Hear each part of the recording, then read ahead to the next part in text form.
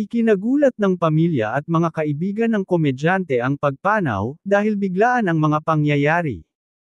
Pumanaw na ang stand-up comedian at It's Showtime Miss Q&A contestant, na si Didong dumadag nitong Sabado, August 10. Siya ay 47 years old. Nadala pa si Didong sa MCU Hospital sa Caloocan City, pero hindi na siya na-revive ng mga doktor matapos magkaroon ng hemorrhagic stroke. Bago ang pagkamatay ng komedyante, nakapag-taping pa siya, bilang isa sa mga contestant ng Kapuso game show na Family Feud, hosted by Dingdong Dantes last Friday, August 9. Pagkatapos nito ay balitang dumiretso na si Didong sa Hideout Comedy Bar sa Caloocan City, kung saan siya regular na nagpe-perform.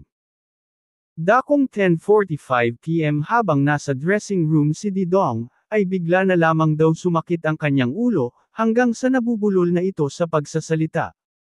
Mabilis na dinala sa sasakyan ng mga sumaklolo sa komedyante para dalhin sa ospital, hanggang sa nawalan na raw ito ng malay.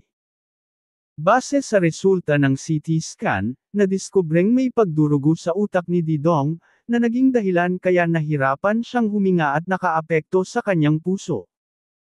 Sa Facebook account ng stand-up comedian, makikita ang kanyang mga litrato at video ng pagsali niya sa Family Feud, kung saan makikitang super happy and excited siya sa kanyang guesting. May post pa siya na kuha sa dressing room ng show, habang naghahanda sa pagsalang niya sa taping, kasama ang iba pang stand-up comedians na nagpe-perform sa Vice Comedy Club, ang comedy bar na pag-aari ni Vice Ganda. Sa Facebook post ng kaibigan ni Didong na si Bren Damage, sinabi nitong hindi pa rin siya makapaniwala na patay na ang komedyante na sinasabing kamukha niya. Ang hirap-hirap isipin talaga na wala ka na ding. 2014, lagi na tayo pinagkakamalan. Magkasama tayo sa bahay. Tayo lang dalawa nang nakakaalam lahat ng mga bagay-bagay. Ang dami na natin pinagsamahan. Ang sikip sa dibdib pag naiisip ko yung mga kwentuhan at kalokohan natin. Ang hirap talaga.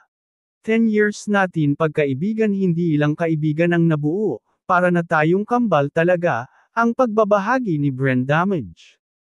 Patuloy pa niya, ang bigat sa dibdib sobra. Ang lungkot ko talaga ding. Paalam my beloved parang sister. Mahal na mahal ka namin Ronnie dumadag, dagdag na mensahe pa ni Brenda.